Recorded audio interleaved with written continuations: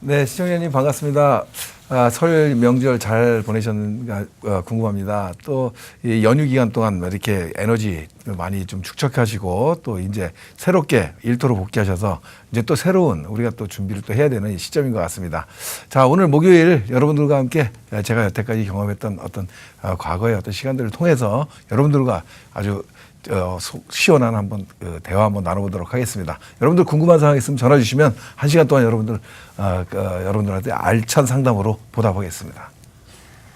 네, 여러분들께서 가지고 있는 다양한 부동산 고민 오늘 베테랑 전문가 송송문 대표와 함께 하나하나씩 풀어가시면서 전략들도 세워나가시기 바라겠습니다. 특히나 이제 2018년 기해년 맞아서 복덩이 같은 부동산 정보 얻고 싶으신 분들 좀 많이 계시잖아요. 이 시간 주목하시면 여러분들께서 그 비법들 알아가실 수 있지 않을까 싶습니다. 또 방송 시청하시면서 궁금하신 사항들 그리고 상담 원하신다면 아래 번호로 언제든지 연락 주십시오. 친절하고 꼼꼼한 상담 도와드리도록 하겠습니다. 02-1638-3918번 정보 용료 100원 부과되는 샵 3989번 열어두고 있습니다. 자, 그러면 베테랑 전문가의 노하우 한번 만나보는 시간부터 가져보도록 하겠습니다. 대표님, 오늘 어떤 이야기 준비하고 오셨을까요? 네, 우리 연휴가 시작되기 전에 예타 면제 지역을 발표하면서 또 예타 지역 또 포함된 곳도 있고 또 안 된 곳도 있고 또 그거에 더불어서 GTX에 대한 얘기도 굉장히 좀 많이 나왔습니다. 그래서 좀 기본적인 얘기 같지만 이 GTX가 왜 또 중요한 건지 또 예타에 대한 거 궁금하신 분들도 굉장히 많으실 것 같습니다. 해당 지역에 계신 분들은 물론 많이 아시겠지만 또 해당 지역이 아니신 분들은 굉장히 궁금해하시는 것 같아서 오늘 가볍게 설명을 좀 드리도록 하겠습니다. 자, 오늘의 주제는 예타 면제 발표, 명절 연휴 바로 직전에 1월 29일 날 발표를 했죠. 그 더불어서 GTX에 대한 얘기, 또 GTX B 노선이 예타 면제에서 발표해서 빠지게 됨으로써 또 얘기가 좀 더 많았던 것 같습니다. 자, 일단 예비 타당성 조사, 예타라는 게 예비 타당성 조사의 이제 준말인데 기본적으로 정부의 재정 지원이 포함되는 대형 공동 투자 사업에서 예산 낭비를 우리가 막고자 경제성이라든가 또 타당성 또 재원을 또 어떤 식으로 조달할 것이냐 이런 방법에 대해서 사전 조사를 하는 작업을 얘기합니다. 그래서 사업에 대한 어떤 추진할 수 있냐 없냐 이런 여부를 판단하는 이 절차라고 보시면 될 것 같습니다. 그러니까 어떤 사업을 추진하면서 막대한 자금이 들어가고 예산이 들어가죠. 한마디로 얘기하면 나라 돈, 많은 돈을 갖고 사업을 추진하는데 이게 맞냐 안 맞냐 이런 것들을 일단 검토해 보겠다는 얘기고 그것도 검토하는 시간이 굉장히 좀 길겠죠. 그래서 이런 부분들을 갖고 예비 타당성 조사라고 합니다. 그래서 이번 예비 타당성 조사에서 전국적인 어떤 국책 사업에 대해서 좀 발표가 나왔었는데 아무튼 이 예비 타당성 조사를 통해서 사업을 추진하고 안 하고 이런 어떤 여부를 바로 판가름 짓게 되는데 결국은 이 예비 타당성 조사를 조사 중에 있는 곳도 있고 조사에서 배제됐던 곳도 있는데 그런 것들을 다 면제시켜 주겠다. 결국 무슨 얘기냐? 결국 면제를 한다는 거는 바로 사업에 착수할 수 있는 이런 발판이 됐다 이렇게 보시면 될 것 같습니다. 그래서 이런 예비 타당성 조사는 1999년도에 도입이 됐습니다. DJ 정부 시절인데 아무튼 이 예산에 대해서 효율적인 활용 또 이런 사업에 대한 효율적 제고를 하기 위해서 도입이 됐다 이렇게 좀 이해를 하시면 될 것 같습니다. 많은 분이 예타 그러니까 모르시는 분들이 있어서 가볍게 설명을 드린 거고 자 1월 29일 날 발표된 내용에 보면 철도 도로 등 인프라에 관해서 23개 사업지 약 자금 규모로 해서 24조 원 정도가 됩니다. 그래서 23개 사업지가 지금 예타 면제 지역으로 지금 면제 사업으로 지금 확정이 돼가지고 결과적으로 바로 사업에 추진할 수 있는 이런 상황을 만들었다 이렇게 보시면 될 것 같고 선정 기준이 좀 중요한데 참 지역 균형 발전을 우선시했다라고 발표를 합니다. 정부에서. 그래서 수도권 원칙적으로 배제했다. 그래서 수도권 지역이 상대적으로 배제가 된 이런 어떤 사업 발표라고 좀 보면 될 것 같습니다. 자, 그래서 수도권 핵심 사업이 지금 배제됐는데 배제된 곳 중에서 이 GTX B 노선 또 이 신분당선 연장선에 대한 얘기가 사실 핵심 내용입니다.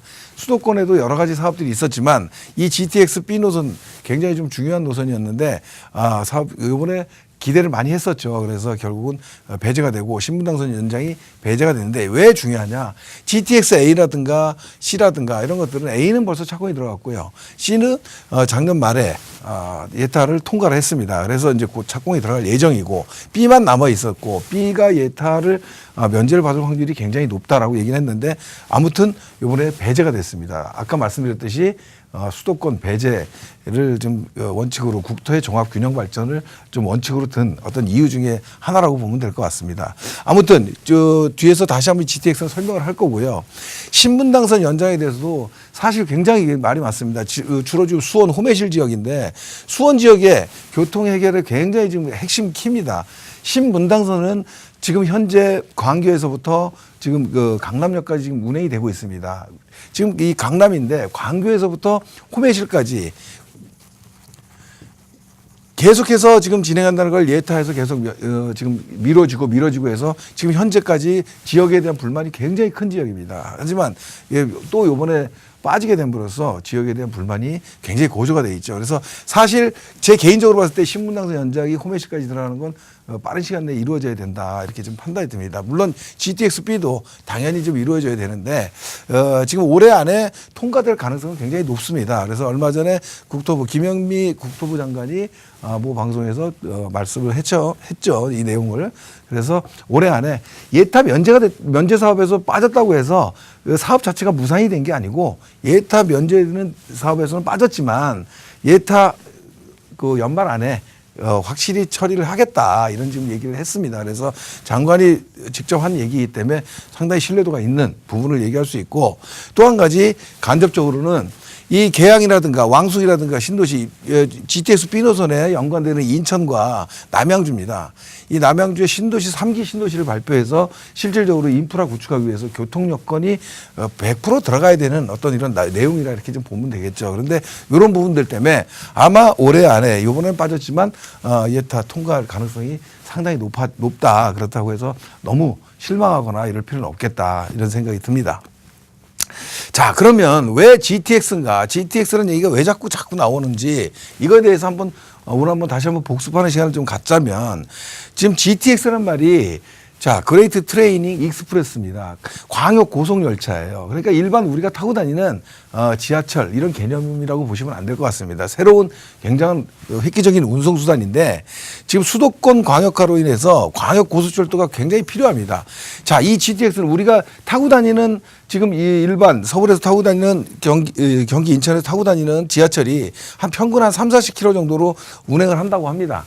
근데 이 지금 GTX는 광역 고속철도는 지하 50m에서 뭐 거리낌 없이 달리기 때문에 한 100km 이상 뭐 120km까지 뭐 이런 정도로 평균 속도를 지금 예측하고 있습니다. 그래서 시간으로 봤을 때 이 속도 달리는 속도를 보면 시간으로 봤을 때 뭐 3분의 1, 4분의 1로 확실히 줄어들 수 있는 이런 어떤 운송 수단이기 때문에 상당히 주목할 수밖에 없습니다. 이유는 자 서울 집중에 대한 해소를 지금 우리가 지금 이유로 꼽고 있는데 서울에 지금 주택 가격이 굉장히 높고 서울의 수요 공급이 안 맞고 뭐 이런 것들이 다 지금 경기권이라든가 이런 지역들의 지금 주거 지역들이 사실 자족 기능이 굉장히 떨어집니다. 그러다 보니까 자족 기능이 안 되다 보니까 거의 베드타운으로 지금 자꾸 전락하는 곳이 많고 또 과거에 1기, 2기 신도시를 만들면서 지금 잘못해서 자족 기능을 못 갖춘 업무 시설을 갖추지 못한 이런 것들이 실패한 곳들이 상당히 많기 때문에 3기 신도시가 이렇게 들어가는 곳에 지금 이런 것들이 자족 기능이 또 안 들어간다고 하면 굉장히 어려운데 자족 기능이 들어간다고 지금 계획은 잡고 놓고 있지만 사실은 그 실행 가능 여부는 굉장히 어렵습니다. 그렇다면 서울과의 접근성, 서울과의 연계성 이런 것들로 인해서 GTX가 굉장히 주목을 받는 겁니다. 그래서 이런 이 시간 결국은 서울과의 경기도의 지금 아파트 가격이라든가 땅값이라든가 이런 것들은 서울 중심 도심과의 거리, 접근성, 교통 이런 거하고 아주 대단히 밀접합니다. 그러다 보니까 지하철이 있는 곳, 특히나 뭐 남쪽에서 신분당선 아까 말씀을 드렸지만 신분당선이라든가 이런 것들이 굉장히 지금 강남이라든가 이런 쪽을 직접 다이렉트로 들어오기 때문에 굉장히 그쪽 아래쪽 좀 용인이라든가 뭐 판교 뭐 이런 지역들의 시세가 굉장히 교통 여건의 호재를 좀 받고 있는 거죠. 자, 이렇게 봤을 때 GTX가 굉장히 중요하다고 보는데 지금 아까 말씀드렸듯이 A 노선, C 노선은 지금 이미 확정이 됐습니다. 그래서 A노선은 지금 작년 말에 착공이 들어갔고 파주, 운정이라든가 여기서부터 아래쪽 동탄까지 이어지는 긴 노선입니다. 또 C노선 같은 경우에도 지금 예타가 통과가 됐기 때문에 곧 착공에 들어갈 예정으로 보이고요. 일단 의정부 덕정에서부터 지금 수원까지 연결되는 C노선입니다. 문제는 이 지금 B노선이라고 요게 지금 예타 중입니다. 타당성 검토 중인데 지금 송도에서 인천 송도에서부터 마석까지 이어집니다. 결국 인천 인구 한 300만 정도로 지금 봤을 때 또 남양주 인구를 한 70만 정도로 본다고 하면 이 370만 인구의 교통 여건, 서울 접근성 굉장히 떨어지는 곳이거든요, 사실. 이러다 보니까 지금 연말 통과에 굉장히 기대감을 갖고 있고 또 돼야 된다 이렇게 좀 보여집니다. 그래서 또 이런 것들이 결국은 5년, 10년 정도 걸리면 이 단순하게 빨리 걸리는 사업은 아니겠죠. 5년에서 10년 정도 되면 경기권 지역에 광역 교통망이 A, B, C 노선으로 인해서 형성되는 곳들이 굉장히 좀 많아질 겁니다. 결국은 이런 것들은 GTX가 이런 식으로 들어오게 된다면 지금 시외각의 뭐 파주 운정이라든가 동탄이라든가 뭐 인천 송도라든가 이런 지역에서 서울 도심으로 들어오는데 뭐 1시간 이상 걸리던 것들이 사실은 뭐 15분, 20분에 들어올 수 있는 이런 상황을 만들기 때문에 앞으로 GTX가 개통이 되는 이런 상황들이 온다면 굉장히 좀 부동산 가격과 밀접한 가격을 보일 것으로 좀 보여집니다. 제 개인적으로 GTX에 대한 얘기를 갖고 좀 말씀을 드리면 GTX가 왜 중요하냐. 결국은 중장기적 투자 포인트라고 저는 보입니다. 부동산 투자는 단기적 투자가 있습니다. 단기적으로는 한 3년 내에 어느 결정을 보는 것이고요. 중기적, 장기적인 거는 5년에서 한 10년 정도를 보는 투자입니다. 그래서 이런 단기적 투자 종목으로는 맞지는 않는 거고요. 중기적 투자로 봤을 때는 GTX 사업 기간이 있기 때문에 이런 게 중기적 투자로 할 수 있는 좋은 포인트가 된다. 지금 최근같이 부동산의 규제 정책이 많이 이루어지고 있는 상황 속에서는 이런 어떤 확실한 호재를 갖고 중장기적으로 접근한다 그러면 살 수 있는 매수 포인트를 잘 파악하시면 또 저평가된 거를 파악하신다 그러면 굉장히 좋은 공략법이 될 수 있겠다 이런 생각이 들어서 포인트라고 판정을 좀 짓겠습니다. 자, 이 이유는 수도권의 외곽에 대한 자족 기능이 지금 약한 곳이라고 제가 써놨는데 지금 수도권 우리가 서울 도심에서부터 생각해서 이렇게 봤을 때 이 중간에 여기 이렇게 있습니다. 실질적으로 여기도 있다고 치면 지금 도심에서부터 이리 멀어지는 과정 속에서 가장 먼 곳이 가장 수혜 지역입니다. 이쪽 지역이 가장 좀 약하겠죠.